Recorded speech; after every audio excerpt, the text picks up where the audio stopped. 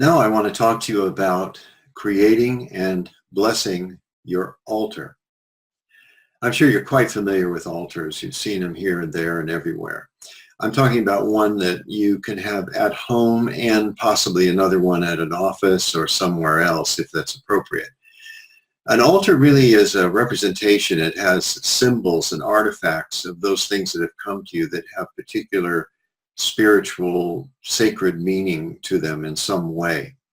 They come to you at various times such that you may be putting them on the altar periodically and removing other things too that no longer seem to be right to be on that altar. It really is a focal point. That's really what an altar is about. It's a focal point for the sacred, to pay attention to your spirit, your spirituality.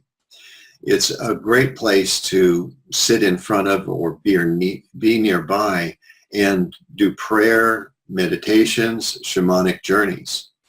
It's one way of saying it is that it's taking those elements of non-ordinary reality and bringing them into some sort of a physical and symbolic form.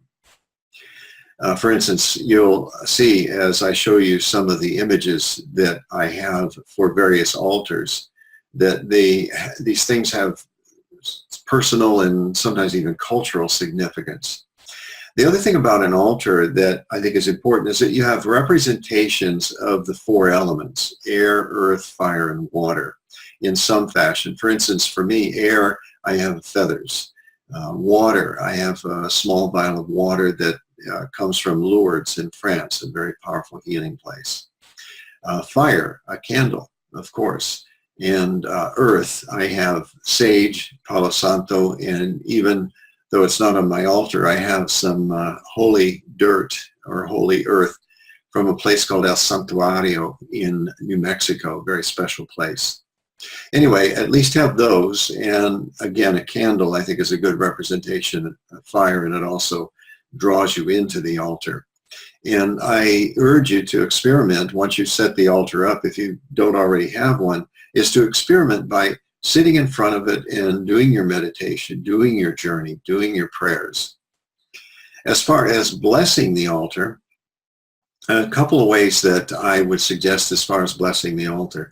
One is that you can take the Palo Santo, which is a Peruvian wood that has been used for thousands of years when burned for clearing and blessing. And my hand is doing this sweeping motion as if I have a feather in it, because that's one thing you can do is light the Palo Santo or take a dish and have sage in it.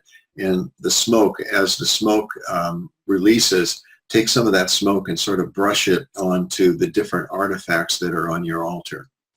The other piece of that I think is nice if you have a feather is to, when you smudge the different artifacts, as you touch them with the feather. And really it's a lot about intention, that you are offering a blessing from your heart to these various artifacts on your altar. The other way is very, very simple, which is just simply pray. Stand or sit in front of your altar and say a prayer of thanks. Thank you for all the blessings that you do have in your life. Thank you for this wonderful collection here that is continually reminding you of your alignment with spiritual reality, and particularly shamanic reality.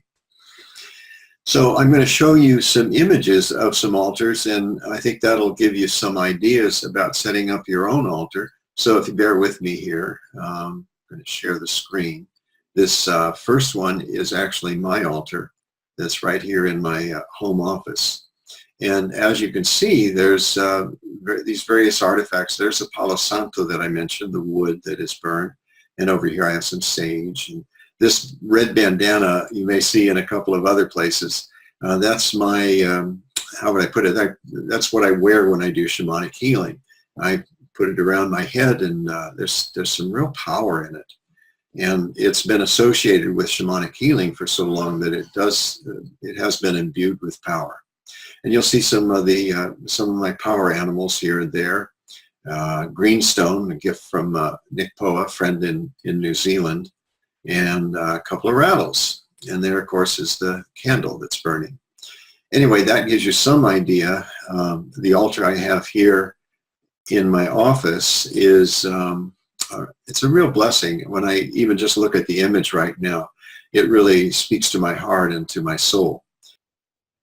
This actually is a very, you can see it's fairly simple altar. This is in a teepee up in Colorado where I did some work. I did a children's rite of passage with some fifth graders, as well as a couple of workshops one Saturday and Sunday. And the woman, Amanda, who is steward for the property, went to Standing Rock when there was this, when the controversy was really right front page news. And she was gifted this teepee, and inside the teepee, she set up this altar. So this is an altar that's inside a teepee that was at Standing Rock, which I think is very, very cool. Let's see if I have, I think there's one more. Yes, very important one, I think. At a certain time of the year, right around October 31st, that period is celebrated in a couple of different ways. One is El Dia de los Muertos, if I'm not fracturing my Spanish, the Day of the Dead, as well as Samhain. And during Samhain, the idea, or El Dia de los Muertos, is to construct an ancestor altar. And so this is my ancestor altar from this last period, October 31st. And you can see there's my parents, grandparents. I put a beer out for my pop, my dad, so that, you know, can't use it, but he can enjoy it when he comes. The idea with Samhain is that during that period of year, that time of year as it darkens, that what's believed is that that's when the veil between this world and the other world is the thinnest, and the ancestors come and visit us. And when they see an altar like this, they're very, very honored that you have taken the time to put out maybe some of their snacks, drinks, flowers, little sage, some of the photos, etc. And this stands only up for one night, and that's the night of Samhain, October 31st. And the story that goes with this is that if you leave treats out for your ancestors, then you will be blessed for the following year. They're going to watch out for you. But if you don't, they might trick you. You can draw your own conclusion from that, but that's really the originations of the practice of Halloween, trick or treat. So anyway, that's some samples of the altars that, and again, be creative in the construction of your altar and experiment with it. You know, if some piece doesn't seem to fit, or you want to locate something, move it around a little bit, let it be an artistic endeavor, as well as endeavor that's prompted by the soul's yearning to have this focal point. And it's a great place, like I said, to meditate, to pray, to do shamanic journeys. And I know that you'll appreciate it for a long, long time. Along with this, there is a handout. It's really an excellent article on creating and blessing altars that I think you'll enjoy. So be sure and have a look at that as well. Thank you.